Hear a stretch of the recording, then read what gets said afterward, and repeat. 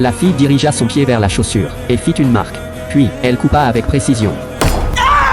Elle était si impitoyable, juste pour rentrer dans ses chaussures et épouser le prince. Ironiquement, elle coupa au mauvais endroit. Quand sa mère vit cela, elle sourit légèrement et aida gentiment sa fille à corriger son erreur. Mais les sacrifices de la fille ne s'arrêtèrent pas là. Pour épouser le prince, elle subit une chirurgie esthétique. Mais les procédures du médecin. Elle a souffert le martyre. Les outils chirurgicaux comprenaient un ciseau. 2, 3. Même la greffe de cils était scandaleuse, cousue avec une aiguille et du fil. Ce médecin étrange essuya même son nez avec les gants pour désinfecter. Les sacrifices de la fille ne faisaient que commencer. Récemment, Elisa a perdu son père. Sa mère l'a immédiatement emmenée, elle et sa jeune sœur, et a épousé un noble âgé. L'homme avait aussi une belle fille, qui devint maintenant la demi-sœur d'Elisa. En voyant la beauté de sa demi-sœur, Elisa commença à se sentir inférieure.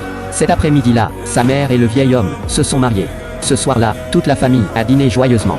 Puis, le beau-père lança le gâteau au visage d'Elisa. Sa mère n'osa rien dire. Elisa était en colère et gênée, mais ne pouvait qu'esquisser un sourire forcé. Après tout, son avenir dépendait du soutien de son beau-père. L'instant suivant, le vieil homme convulsa soudainement et tomba, mourant sur le coup. Elisa était paralysée par la peur. Heureusement, le château et l'héritage étaient toujours là.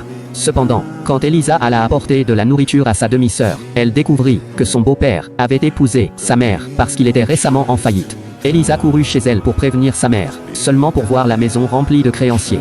À cause de la faillite du beau-père, les dettes étaient récupérées.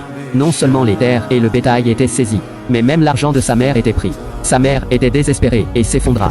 En voyant la situation de sa mère, Elisa décida qu'elle deviendrait une noble princesse. Cet après-midi-là, un messager royal vint à sa porte, annonçant que dans 4 mois, le prince organiserait un bal pour choisir une reine et que toute femme noble pourrait y assister. Elisa était très heureuse d'entendre cela.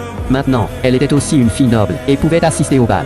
Elle rêvait même de tomber amoureuse du prince. Pour saisir cette opportunité, sa mère décida de hypothéquer tous les biens et d'emmener sa fille chez le médecin pour une chirurgie esthétique. Une fois qu'elle serait princesse, l'argent ne serait plus un problème.